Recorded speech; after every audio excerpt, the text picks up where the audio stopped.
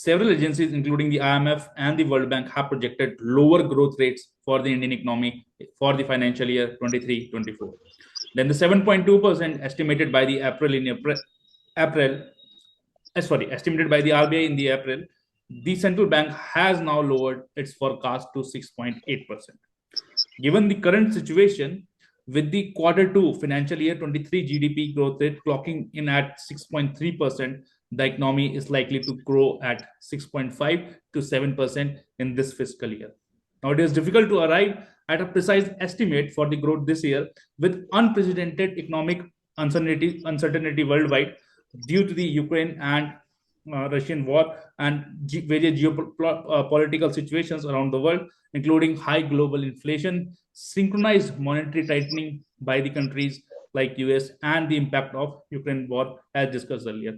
Hello and welcome to another session of AB Discuss with Maddie, presented to you by Alpha S Academy, and to discuss the larger economic challenges and to see that will the labor-intensive manufacturing will work for India, or innovative servicing industry will work for India. We have with us Madhav Patro, the founder of Alpha S Academy. Hello and good evening, Madhav. I welcome you to the forum. How are you? Good evening, Abhi. Good evening. बहुत सारी English बोल दी एक साथ, तो हिंदी में बात cut short करते हैं कि सारी जितनी भी मेजर आपकी इकोनॉमिक एजेंसीज थी, मॉनेटरी एजेंसी थी, सबने फोरकास्ट लो किया है Indian growth rate, Indian growth का।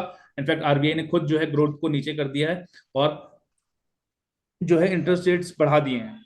Now coming to the point, ऐसा क्यों हो रहा है? If you could give us a background and what we are seeing now. देखिए, अभी करंट इकोनॉमी का सिचुएशन जानना है तो आपको जो आरबीआई का रिपोर्ट जो आया है, जैसे आरबीआई ने क्यों जो ग्रोथ एस्टिमेशंस है उसको 7.2 से 6.8 कर दिया था, इसका रीजन था उन्होंने दिए थे कि high global inflation, synchronised monetary tightening and the impact of the Ukraine war. इन्होंने 3 मेन रीजन दिया था, मेंशन किया था। तो इसकी वजह से ही जो ग्लोबल इकोनॉमी को भी इम्पैक्ट होगा और वो इनडायरेक्टली और डायरेक्टली इंडियन इकोनॉमी को भी इम्पैक्ट होगा। तो इंडिया का जो इकोनॉमी हमें जानने के लिए हमें थोड़ा सा क्यों इंडिया का इकोनॉमी इतना वल्नरेबल है जो ग्लोबल इकोनॉमी से, ये हमें जानने के लिए हमें फिर 1991 पे जाना पड़ेगा जब एलपीजी रिफॉर्म्स आए थे। Yes, and briefing on the LPG reforms. LPG stands for liberalization, privatization, and globalization. The reforms were initiated by the then Finance Minister Manmohan Singh, Dr. Manmohan Singh, sorry, and it happened in the year 1992, which opened up the Indian economy for the world, and we became that was a major shift in Indian economic system, and after that we have been gaining regularly. Now, Madhav, what are the issues with the Indian economies? अगर हम issues की बात करें तो हमारे जो major issues थे, तो हमें जो एलपीजी रिफॉर्म्स के बाद जो हमारी इकोनॉमिक ग्रोथ हुई थी उसको हम सिंपल वे में कह सकते हैं कि सोशो इकोनॉमिक ग्रोथ। मतलब सोसाइटी भी डेवलप हो रही थी और इकोनॉमिक भी डेवलप हो रही थी। जैसे हम एवरेज में 7% से ग्रोथ से हम आगे बढ़ रहे थे, लेकिन हमारी ग्रोथ में ना एक प्रॉब्लम थी, एक मिसिंग फैक्टर था कि हम इंफ्रास्ट्रक्चर को डिमांड ऑफ द इकोनॉमी को मैच नहीं कर पाए। इसीलिए वो जो इंफ्रास्ट्रक्चर का जो लैकुना था, वही अभी हमारी जो भी जॉबलेस इकोनॉमी है, जो हमारी एक एसिमेट्रिकल इकोनॉमी है, मतलब मैन्युफैक्चरिंग का, जो एग्रीकल्चर का जो कंट्रीब्यूशन है इकोनॉमी का, वो सर्विस से कम है। तो इसीलिए ये हमारी मेजर इश्यू है, इंफ्रास्ट्रक्चर ही जो मिस कर दिए थे। Now coming to the service versus manufacturing debate, now that's a very long debate, and that's very important to discuss also, because both the things have got the things in their favor and against it. So if you could like reflect the things की manufacturing versus services, जरूरत तो दोनों की ही है, but then क्योंकि हमने manufacturing वाले stage को स्किप किया है और हम सर्विस बेस्ड इकोनॉमी बनते जा रहे हैं, खैर नीड भी वही है टाइम की, बट देन उसको क्या वापस लौट पाना मैन्युफैक्चरिंग बेस में सही होगा या कैसे होगा, वो डिबेट जो है, अगर आप उस पर थोड़ा सा रिफ्लेक्ट कर पाए, मैन्युफैक्चरिंग और सर्विसेज का जो आपस में डिबेट है। देखिए अभी मतलब ये दो थिंक टैंक का एक कोलिजन बोल सकते हो, या तो एक डिबेट बोल सकते हो आप, कि एक थिंक टैंक बोलती है कि इंडिया को सर्विस सेक्टर को ही ओरिएंटेड मतलब अप्रोच लेना चाहिए कि अपना इकोनॉमी को इंक्लूसिव इकोनॉमी लाने के लिए, और ये थिंक टैंक बोलती है कि मैन्युफैक्चरिंग लेबर इंटेंसिव चाहिए। तो इन दोनों का आर्गुमेंट ना इंडिया के लिए सही है।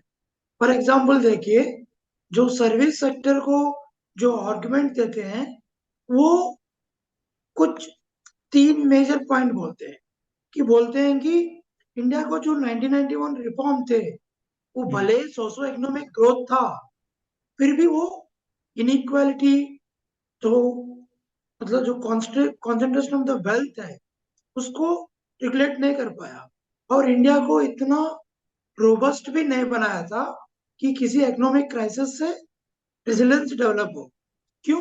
उसका रीजन उन्होंने बोले थे कि आप मैन्युफैक्चरिंग को इंडिया का एक ग्राउंड नहीं है।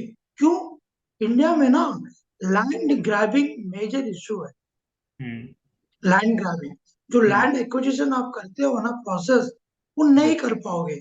फॉर एग्जाम्पल देखिए, जैसे हम लोग बोलते हैं कि मैन्युफैक्चरिंग जो चाइना मॉडल की तरफ चले जाओ, तो ये जो सर्विस सेक्टर के जो थिंक टैंक्स है, जो सर्विस सेक्टर अप्रोच आना मतलब जो सर्विस सेक्टर अप्रोच को ही इंडिया का इकोनॉमी का मॉडल समझते हैं, उनका आर्ग्यूमेंट है कि लैंड एक्विजिशन इंडिया का प्रॉब्लम है।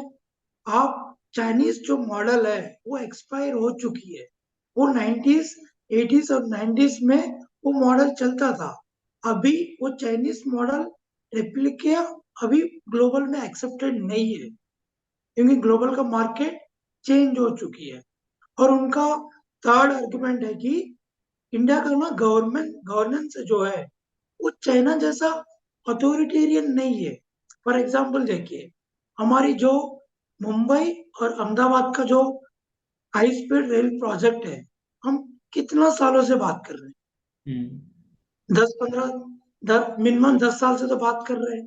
बिल्कुल। लेकिन फिर भी वही 10 साल में चाइना 10-12 जो बुलेट ट्रेन है वो रूट बना सकती है। क्यों? उधर डिसीजन मेकिंग इतनी फास्ट हो जाती है, अथॉरिटेरियन है उनका। फॉर एग्जाम्पल देखिए आप, जो बंगाल पे सिंगूर पे जो टाटा का जो प्लांट आने वाली थी, हाँ। क्यों? जो लैंड इशू की वजह से उसको शिफ्ट करना पड़ा। तो बड़े बड़े जो इंडस्ट्रीज को इंडिया में बनाने के लिए टाइम लगती है, और उसकी जो कॉस्ट होती है बढ़ जाती है। तो इंडिया का ये प्रॉब्लम है, ये बोलते हैं। और इनका और एक भी आर्ग्यूमेंट है कि ये बोलते हैं कि जो हमारी फर्म्स है अराउंड जो वर्ल्ड में जो हमारी इकोनॉमी मॉडल बनी है, वो सर्विस ओरिएंटेड मॉडल बना चुके हैं हम लोग इतने सालों से। फॉर एग्जाम्पल देखिए, ये बोलते हैं कि हम सर्विस ओरिएंटेड मार्केट को ही, जैसे रघुराम राजन का जो नोटेबल इकोनॉमिस्ट है, वो बोलते हैं कि फॉर एग्जाम्पल जो इंडिया का डॉक्टर्स का डिमांड ज्यादा है ग्लोबली, इनको यूएसए जाते हैं, उधर एग्जाम लिखते हैं, फिर डॉक्टर बनते हैं उधर। ठीक है? वही इंडिया जो इंडिया का जो गवर्नमेंट है, उनसे ये कीजिए, आप बार्गिंग कीजिए कि वो एग्जाम इंडिया में कंडक्ट कीजिए, और इजी वे में उसको मेथड इजी पासेस होना चाहिए। फिर इंडिया का जो डॉक्टर्स है यहाँ से सर्विस प्रोवाइड करेगा यूएसए का। क्योंकि इंडिया का जो डिजिटल मार्केट है इतना डेवलप हो चुकी है कि इंडिया इजीली, जैसे अभी देखिए जियो आने के बाद डाटा एक्सेसिबिलिटी हमारे बहुत इजी हो चुका है। जैसे यूट्यूब में देखिए आप, कितना यूट्यूब चैनल्स आ चुका है और फिल्म इंडस्ट्रीज शॉर्ट मूवीज बनाने वाले आ चुके हैं। तो ये भी इनका आर्गुमेंट है कि अभी वही स्ट्रेंथ को और स्ट्रेंथ यूज कीजिएगा। करना है। उस स्ट्रेंथ ये को। इनका आर्गुमेंट है। और मेरे ख्याल से मुझे लगता है कि जरूरत दोनों की है, और इंडिया स्पेसिफिक इश्यूज तो नहीं है। अब जैसे आपने अहमदाबाद और मुंबई की हाई स्पीड रेलवे नेटवर्क की बात करी, और वो हाई स्पीड ही नहीं बन पाया, वहां तो बुलेट ट्रेन भी बननी है उसी रूट पे, ठीक है, बट देन वो जैपनीज बना रहे हैं। तो प्रॉब्लम तो है ही है कि लैंड ग्रैबिंग है, लैंड एक इशू रहा ही है। बट देन लैंड को भी अब स्ट्रीमलाइन करते जा रहे हैं। मैं जैसे एग्जांपल दूं, अभी मेरे ही घर के बगल में एक रोड बन रही है, तो बेसिकली बहुत ही मतलब मैंने 2012-13 में भी एक एक्विजिशन देखा है और अब देखा है, तो काफी चेंज हो गया अभी। मतलब 6 महीने पहले उसकी नोटिफिकेशन निकली थी और 6 महीने बाद लोगों का अकाउंट में पैसा आ चुका है। समस्या क्या आती है कि लोग high courts and supreme court चले जाते हैं स्टे लेके। But then I think judiciary का भी स्टैंड मोर और लेस क्लियर हो चुका है। सुप्रीम कोर्ट ने, इनफैक्ट सुप्रीम कोर्ट ने ही उसमें एक फॉर्मूला निकाल के दिया था कि भाई लैंड एक्विजिशन ऐसे ऐसे होगा, ऐसे ऐसे आप पैसे डाल दीजिए, बस बात खत्म। क्योंकि डेवलपमेंट के लिए आपको लैंड तो चाहिए ही है। एंड थोड़ा सा बीइंग दी सोशलिस्ट माइंडसेट, क्योंकि हमारी इकोनॉमी सोशलिस्ट रही है और हमारे प्रियम्बल में भी सोशलिस्ट आइडियोलॉजी झलकती है, तो कहीं ना कहीं सोशलिस्ट आइडियोलॉजी जो है एक जो है वो भी हिंड्रेंस पैदा करती है कैपिटलिज्म के लिए, जो कि जरूरी है for the development of manufacturing sector और any sector for that matter, services sector also. और सर्विसेज में तो आपकी बात सही है कि भाई सर्विसेज को डेवलप करना है, but then we should be making in India and making for the world. That's more important, है ना। We should be making in India but making for the world in India. We should not go out. We should not let our the best of the minds go out of the country. They should be working in India. They should be paying their taxes in India. Now, अब engineer, भाई देखो, एक हमारे बहुत सारे friends हैं जो California या सैन फ्रांसिस्को में रहते हैं, जो 36 35 36% वो भी वहाँ टैक्स पे करते हैं। उतना ही टैक्स यहाँ भी है।